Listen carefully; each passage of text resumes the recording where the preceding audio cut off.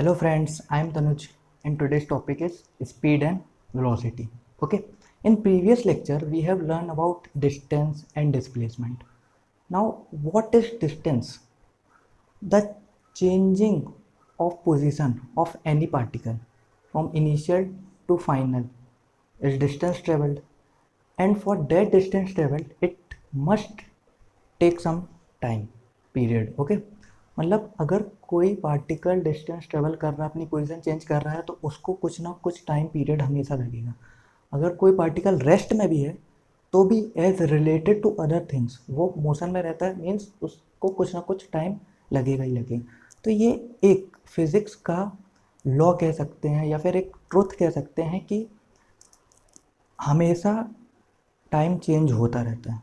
ठीक है, कभी भी एक पर्टिकुलर पोजीशन में हम नहीं रहते. हर मोमेंट में, हर अलग अलग मोमेंट में अलग अलग पोजीशन में चेंजेस आते रहते हैं. ओके, तो फॉर एग्ज़ाम्पल अगर मैं एक एग्ज़ाम्पल लेता हूँ कि पहले पार्टिकल यहाँ पर था. ओके, ए पोजीशन और फिर बाद में second position, final position B हो गया. तो एक पाथ उसने ये ट्रेवल करा, ठीक है, और दूसरा पाथ उसने ये ट्रेवल किया. तो मान के चलते हैं जो फर्स्ट पाथ था उसमें उसने 5 मीटर डिस्टेंस ट्रेवल किया और जो सेकंड पाथ था उसमें उसने 15 मीटर डिस्टेंस ट्रेवल किया. और इन दोनों में जो टाइम लगा, इन दोनों पोजीशन चेंजिंग में जो टाइम लगा उस पार्टिकल को, वो लगा 5 सेकेंड. ओके, तो हम ये कह सकते हैं इस एग्जांपल को देख के इसकी स्पीड ज़्यादा होगी क्योंकि इसने ज़्यादा डिस्टेंस ट्रेवल किया, इसकी स्पीड कम होगी क्योंकि इसने कम डिस्टेंस ट्रेवल किया. तो इसका मतलब ये है कि speed is basically represented by distance with respect to time. Okay, means speed is directly proportional to distance. Okay, in certain time period. तो हमने एक स्टैंडर्ड डेफिनेशन बना दी स्पीड की कि distance travelled in 1 second is called as speed. Okay, अब एक particle है, मैंने लिया और उसको बोला कि 1 सेकेंड तक वो मूव करेगा, अपनी पोजीशन चेंज करेगा. लेकिन क्या हुआ, उसने स्टार्ट किया अपना मोशन और वो 1 सेकेंड के बाद नहीं, 30 सेकेंड के बाद स्टॉप हो गया. ओके, तो कोई बात नहीं. तो इनका इसमें हम मैथमेटिकल अगर टूल लगाएं, जैसे टाइम है और यहाँ पर डिस्टेंस है, ठीक है, उसको कितना लगा 30 सेकेंड में 5 मीटर लगा समझ के. तो 1 सेकेंड में उसको कितना लगेगा 5 मीटर. अब यहाँ पर अपन 30 सेकेंड से डिवाइड कर देंगे. ओके, तो इसका एक फॉर्मूला बन के आया कि speed represented by v is equal to distance represented by s upon time represented by t. Okay, तो ये हो गया इसका एक जनरल फॉर्मूला. अब फॉर्मूला हो गया, तो अब स्पीड का डायमेंशन फॉर्मूला क्या होगा. सिमिलर डिस्टेंस का डायमेंशन फॉर्मूला क्या है, l की पावर 1. टाइम क्या है डिनोमिनेटर में, तो यानी कि टाइम इन्वर्सली है और मास तो कुछ है ही नहीं, तो m0. तो ये हो गया इसका डायमेंशन फॉर्मूला. ओके, यूनिट क्या होगी, SI unit metre per second. तो ये हो गया हमारा स्पीड. अब वेलोसिटी क्या होती है, डिस्प्लेसमेंट पर यूनिट टाइम, ये उसकी डेफिनेशन आएगी. अब जो वेलोसिटी और स्पीड के बीच में सिमिलरिटी क्या होगी, जो डिस्टेंस और डिस्प्लेसमेंट के बीच की सिमिलरिटीज़ हैं. ओके, तो क्या क्या है, डिस्टेंस स्केलर क्वांटिटी है तो स्पीड स्केलर क्वांटिटी होगी, ये वेलोसिटी वेक्टर क्वांटिटी होगी. ओके, डिस्टेंस डायमेंशन फार्मूला और डिस्प्लेसमेंट का डायमेंशन फार्मूला सेम होते हैं, तो इन दोनों के डायमेंशन फार्मूला सेम होंगे. यूनिट भी उनकी सेम होती तो इनके भी यूनिट सेम होगी. है ना। किसी भी चीज़ के वेक्टर नोटेशन, जैसे वेलोसिटी को हमने v से रिप्रेजेंट करते हैं और ये वेक्टर है तो इसमें एरो लगा दिया। अब इस वेलोसिटी का जो मैग्नीट्यूड होगा वो मॉडुलस लगा देंगे इसमें, तो ये मैग्नीट्यूड बताएगा इसका, ठीक है। तो जैसे कि स्केलर क्वांटिटी में क्या होता है, सिर्फ और सिर्फ मैग्नीट्यूड होता है, और वेक्टर क्वांटिटी में मैग्नीट्यूड और डायरेक्शन दोनों होता है। तो वैसे ही इसमें स्पीड में सिर्फ और सिर्फ मैग्नीट्यूड होगा और वेलोसिटी में डायरेक्शन और मैग्नीट्यूड दोनों होगा। तो ये सिर्फ और सिर्फ क्या बता रहे हैं, मैग्नीट्यूड बता रहा है, किसका, वेलोसिटी का। तो इसको हम स्पीड भी कह सकते हैं, magnitude of velocity is equal to speed. Okay, तो ये चीज़ आपको समझ में आई। अच्छा, एक चीज़ और मैं बता देता हूँ कि टाइम को हम दो फॉर्म में रिप्रेजेंट करते हैं, मतलब दो नोटेशन देते हैं, कैपिटल टी और एक स्मॉल टी। कैपिटल टी का हम यूज़ कब करते हैं, जब टाइम जो है टोटल टाइम पीरियड लेंगे, टोटल टाइम पीरियड हम लेंगे, या तो फिर कोई कांस्टेंट टाइम पीरियड लेंगे। ओके, जैसे कि एक पोजीशन ए है और एक पोजीशन बी है, तो इसको ए से बी में जितना भी डिस्टेंस ट्रेवल लगा और जितना भी टोटल टाइम लगा, तो उसको हम कैपिटल टी से रिप्रेजेंट करेंगे।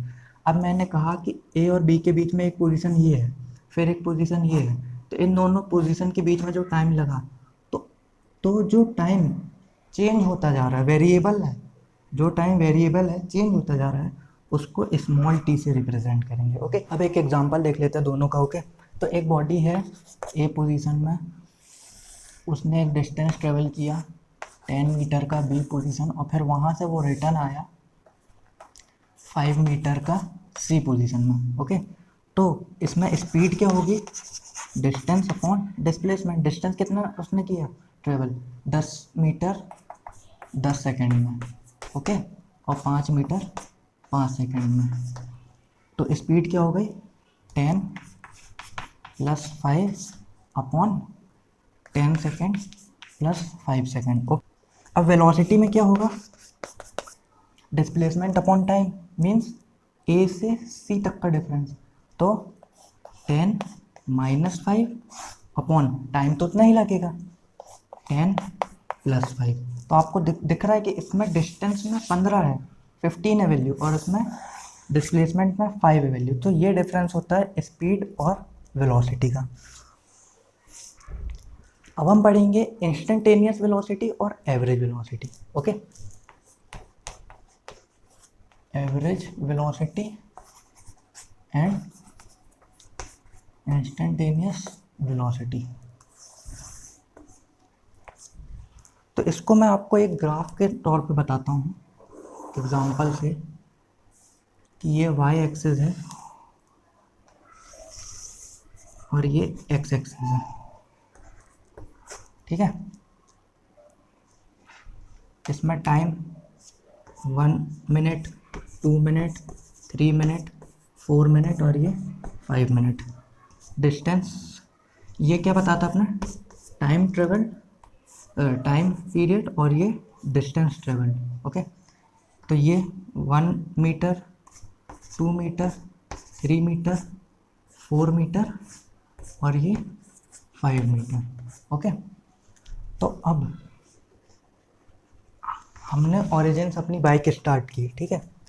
तो हम जब स्टार्ट की बाइक, तो 1 मिनट के बाद हमने एक मीटर का डिस्टेंस ट्रेवल किया, यानी कि कांस्टेंट हमारी स्पीड थी, ठीक है।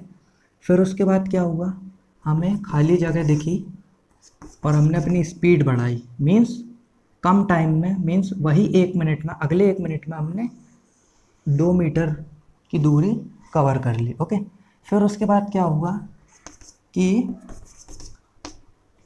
ट्रैफिक सिग्नल आया, तो फिर हमको 1 मिनट तक रेस्ट में रखना पड़ा अपनी बाइक को। ओके, फिर उसके बाद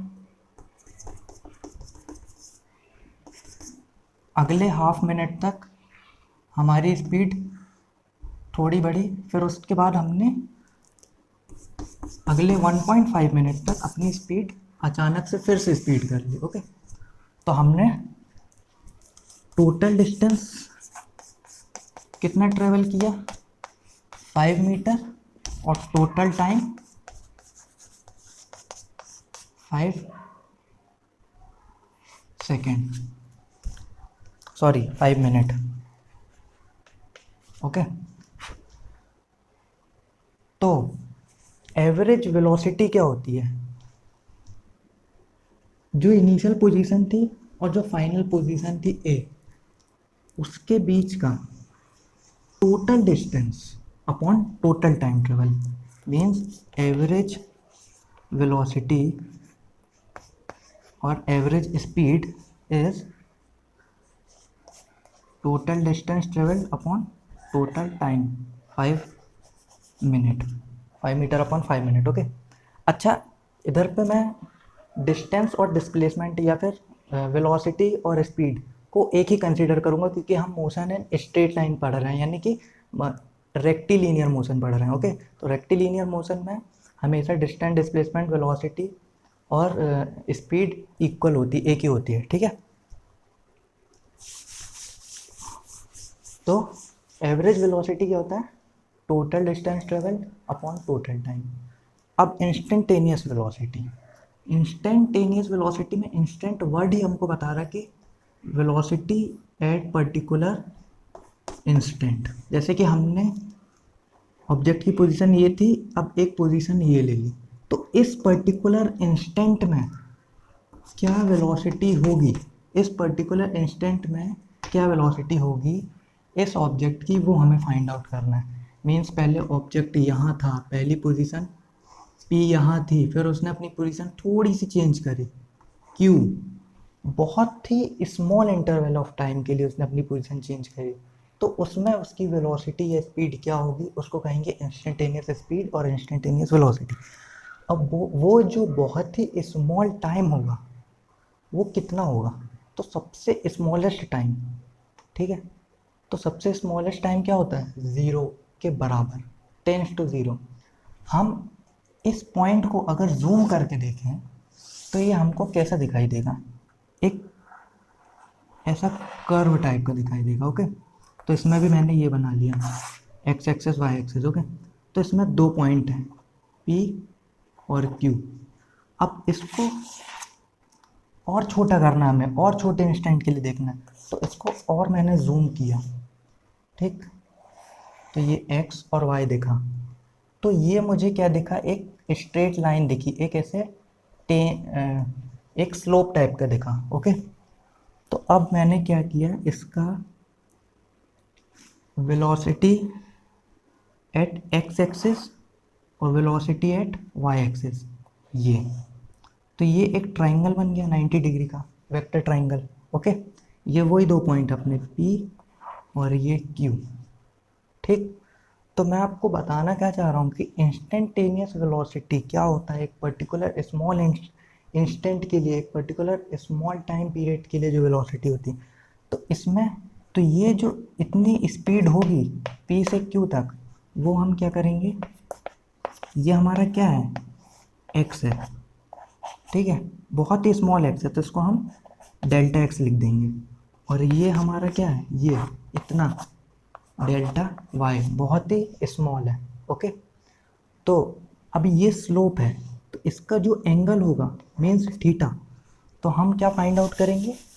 स्लोप, इंस्टेंटेनियस स्पीड और velocity is equal to slope. ठीक है, मीन्स स्लोप कैसे फाइंड आउट करते हैं? टेन थीटा, और टेन थीटा क्या होता है? परपेंडिकुलर अपॉन बेस, तो इसका परपेंडिकुलर क्या है? डेल्टा वाई, तो delta y upon delta x, तो ये होता है इंस्टेंटेनियस वेलोसिटी। ओके, तो हम क्या लिखेंगे इसको? ये क्या चीज़ है? इसको हम एक चीज़ और कहते हैं, rate of change, rate of change. Rate का मतलब वही distance travel per unit time में, तो इसमें रेट ऑफ चेंज में क्या है कि बहुत ही स्मॉल टाइम है और बहुत ही कम डिस्टेंस ट्रेवल्ड है। ओके, तो रेट ऑफ चेंज को हम कैसे लिखते हैं? इसमें टाइम क्या है? मीन्स ये जो डिनोमिनेटर है वो टाइम है ना, टाइम है अपना, है ना, एक्स जो है एक्स डायरेक्शन में टाइम है, तो टाइम क्या होना चाहिए, बहुत ही स्मॉल होना चाहिए, बहुत स्मॉल, किसके बराबर होना चाहिए, टेंस टू ज़ीरो होना चाहिए, अप्रोचेस टू ज़ीरो होना चाहिए। तो उसके लिए हम लिमिट यूज़ करते हैं। ओके, लिमिट डिफरेंशिएशन में हम पढ़ते हैं लिमिट। तो इसमें डेल्टा एक्स जो रहेगा वो टेंस टू ज़ीरो होगा, delta y upon delta x.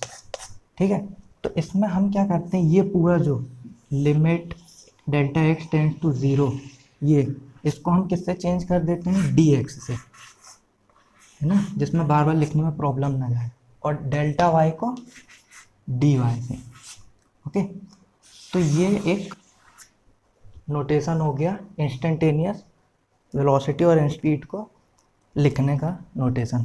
Okay, तो एक बार और देखते हैं इंस्टेंटेनियस वेलोसिटी क्या होती है। किसी भी एक पर्टिकुलर इंस्टेंट के लिए, एक छोटे टाइम पीरियड के लिए जो वेलोसिटी होती है उसे इंस्टेंटेनियस वेलोसिटी कहते हैं। वो क्या होता है, स्लोप होता है, ठीक।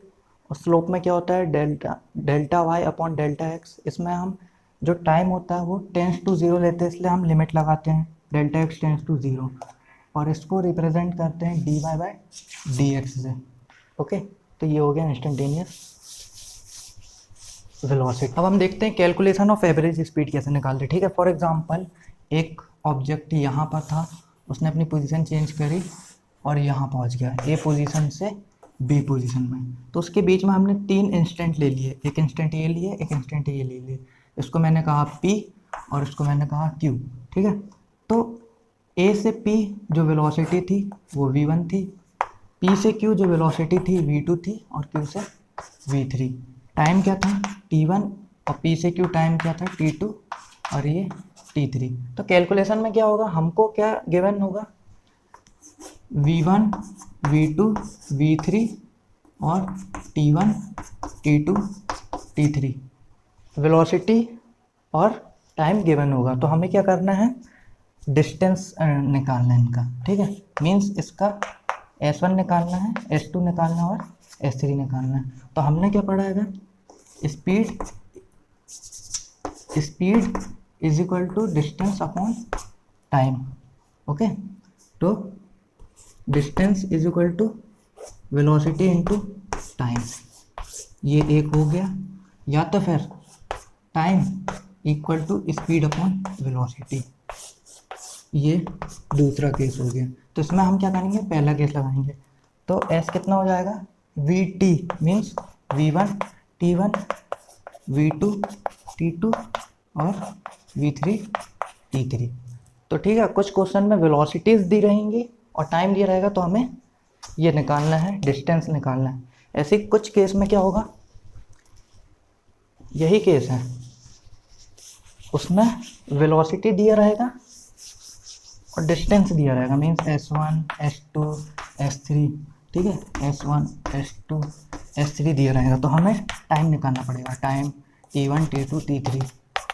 तो टाइम का क्या रहेगा relation, S1 upon V1 S2 upon V2 S3 upon V3। ठीक है, तो ऐसे हम क्वेश्चन सॉल्व करेंगे। अब एक क्वेश्चन हम देख लेते हैं। ठीक है, तो क्वेश्चन ऐसा है, a body is travelling in a straight line 1/3 distance with velocity 4 meter per second. Remaining part of distance was covered with velocity 2 meter per second for half the time and 6 meter per second for second half of the time. What is the average velocity? Okay, तो ये कह रहा है कि एक body है, एक position means A से एक पोजीशन B में स्ट्रेट लाइन में ट्रेवल करती है। ठीक है, तो उसका 1/3 ऑफ पार्ट में जो वेलोसिटी है वो है 4 मीटर। तो मीन्स इसको मैंने 3 पार्ट में डिवाइड कर लिया। इसका जो 1/3 है, एक काम करते हैं, इसका पूरा टोटल डिस्टेंस में सिंप्लिसिटी के लिए 3s ले लेता हूँ। ओके, तो जो पहला पार्ट रहेगा वो कितना होगा, s होगा। ठीक, और इसमें जो वेलोसिटी क्या है 4 मीटर पर सेकेंड मीन्स 4 है। ओके, अब क्या कहा गया है, remaining part of the distance was covered with velocity 2 metre per second for half the time. Okay, इसमें जो टाइम है वो हमको नहीं पता, मीन्स ये S1 क्या है, S पता है, लेकिन इसमें जो टाइम है वो हमको T1 नहीं पता। लेकिन जो इसके बाद का बाकी जो पोर्शन बचा है मीन्स यहाँ से यहाँ तक का जो डिस्टेंस बचा है उसमें जितना भी टाइम लगा उसका हाफ टाइम, मीन्स ये T2 जो टाइम होगा अगर T है तो जो T3 टाइम होगा वो भी T होगा। ठीक है, मीन्स इधर से लेके यहाँ तक का जो भी टाइम होगा उसका हाफ टाइम, ये टाइम, उसमें जो वेलोसिटी उसने कवर की वो की 2 मीटर पर सेकेंड की। ठीक है, V2 2 मीटर पर सेकेंड, और जो बाकी जो रिमेनिंग हाफ टाइम था उसमें जो वेलोसिटी कवर करी उसने 6 मीटर पर सेकेंड की। अब हमें एवरेज वेलोसिटी निकालना है। ठीक है, तो V एवरेज का फॉर्मूला क्या होता है, टोटल डिस्टेंस। टोटल डिस्टेंस क्या है, 3s है। ओके, अब हमको क्या करना है, total time means T1 plus T2 plus T3। हमको T1 T2 और T3 को ऐसे फॉर्म में लाना पड़ेगा कि कैंसिल आउट होके एक न्यूमेरिक वैल्यू मिले, कांस्टेंट वैल्यू मिले। ठीक है, एवरेज वेलोसिटी की। ठीक, अब ये जो T2 है वो T के बराबर, T3 भी T के बराबर। ओके, S2 हमको नहीं पता, S3 हमको नहीं पता, तो speed is equal to distance upon time, distance equal to speed into time. तो S2 कितना हो जाएगा, स्पीड यानी कि 2, और टाइम क्या है T है 2T। S3 क्या हो जाएगा 60, ऐसे ही। ठीक है, अब यहाँ से लेके यहाँ तक का डिस्टेंस क्या है 2s है ना, क्योंकि ये s माइनस कर देंगे 3s से तो ये हो जाएगा 2s। तो अब 2s इक्वल टू ये कितना S2 plus S3, 2s equal to S2 plus S3 means 2T plus 60। तो 2s इक्वल टू 80, तो T इक्वल टू 1/4। ओके, ठीक है, तो ये T क्या हो जाएगा 1/4, ये T क्या हो जाएगा 1/4, और ये T भी क्या हो जाएगा 1/4। तो T1 plus T2 plus T3 तीनों इक्वल है 1/4, तो ये कितना हो जाएगा 3s upon 3 into 1/4 of s, है ना। सॉरी, ये T इक्वल टू यहाँ पर आएगा ना, तो T equal to 1/4 of s हो जाएगा, है ना। तो 1/4 ऑफ s, 1/4 ऑफ s, तो ये, तो s से s कैंसिल हुआ, 3 से 3 कैंसिल आउट हुआ और 4 ऊपर गया, तो V एवरेज कितना आ गया अपना 4 मीटर पर सेकेंड में, इसकी यूनिट तो मीटर पर सेकेंड। तो ये, so I hope you understood it very well, thank you.